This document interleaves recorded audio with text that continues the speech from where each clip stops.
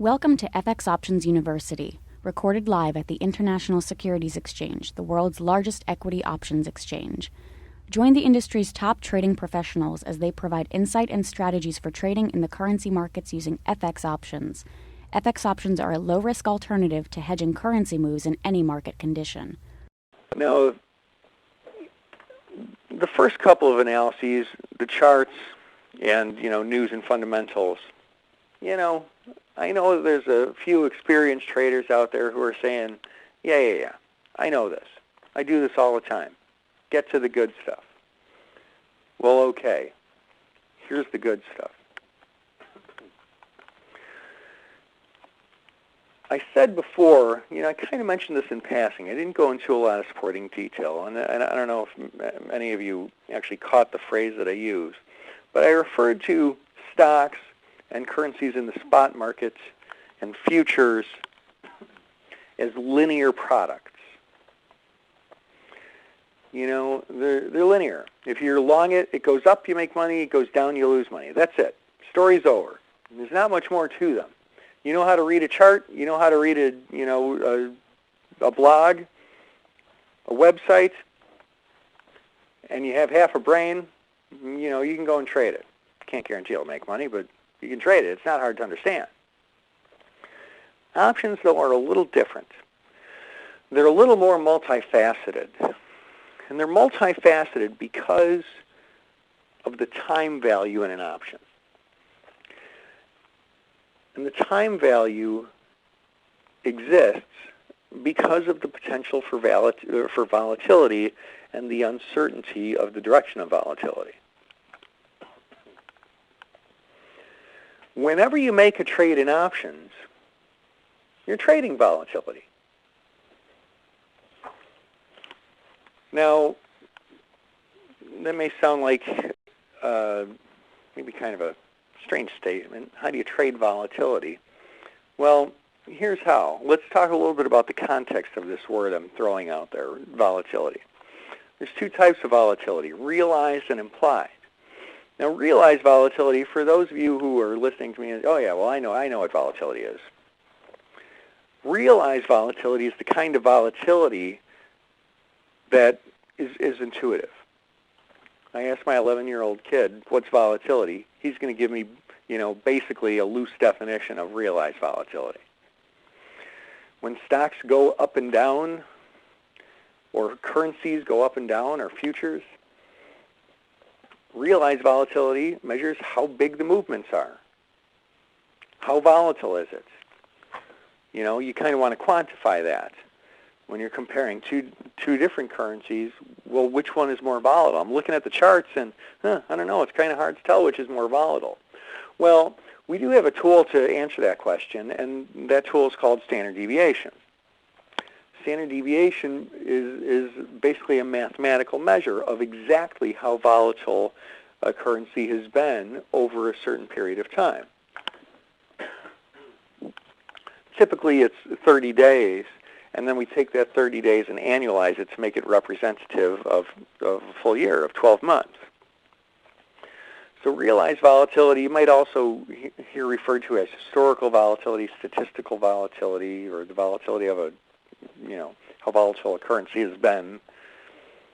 Okay, that's kind of the easy one. But when I say whenever you make a trade using options, you're trading volatility, I specifically mean something different and something very, very special in the options world. The volatility that I'm referring to in that statement is called implied volatility. Implied volatility is the volatility component of an options price. You may be looking at two assets, whatever kind of asset really. Could be currency, stock, future. And the at-the-money calls, the August at-the-money calls might be $4.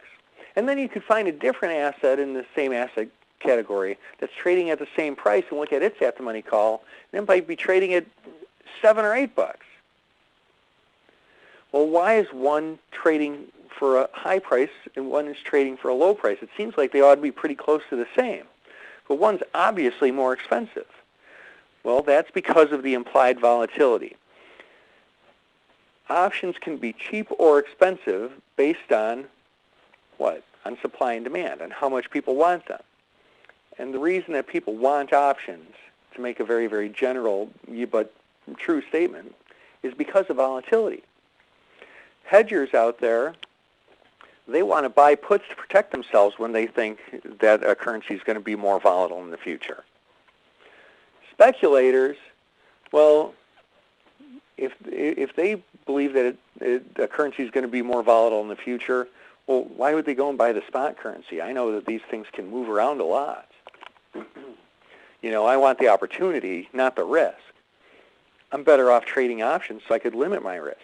I'm going to buy options if I think it's going to be volatile in the future, not the spot. And plus, there's more opportunity to make money if I'm a leveraged shooter kind of guy. So volatility, when we perceive future volatility to be higher, option prices get more expensive, and that is called implied volatility. You're trading it. Every time you make a trade, you're trading it. So because of that, just like when you make a trade in a currency, you'll look at a chart, you read the news, figure out if you think that currency is cheap or expensive within its currency pair. You do the same thing with the volatility of the options you're trading.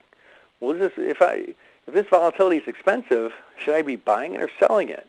Because if I'm bullish on a currency, I can get long it by either buying or selling options. I can take a bullish position in a number of different ways. This is where we get to kind of fine-tuning and making some smart decisions about getting edge and being able to select the correct strategy. The strategy where we can kind of squeeze as much out of it if it turns out to be a winner for us, and lose as little as possible if it turns out to be a loser for us.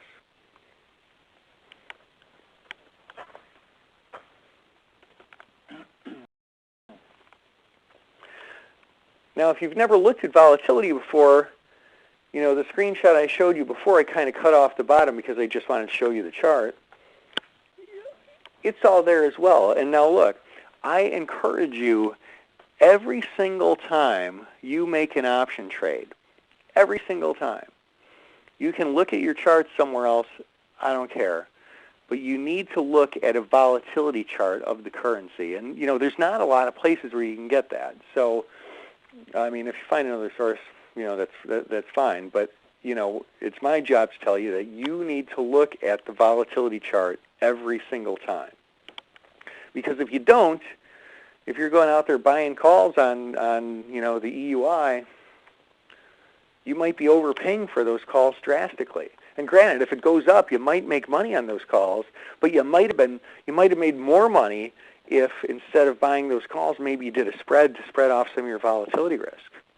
Or maybe you sold a put credit spread so that you could capitalize on the market going up and volatility falling and have a win-win situation. Thank you for participating in this week's session. Please join us again next week.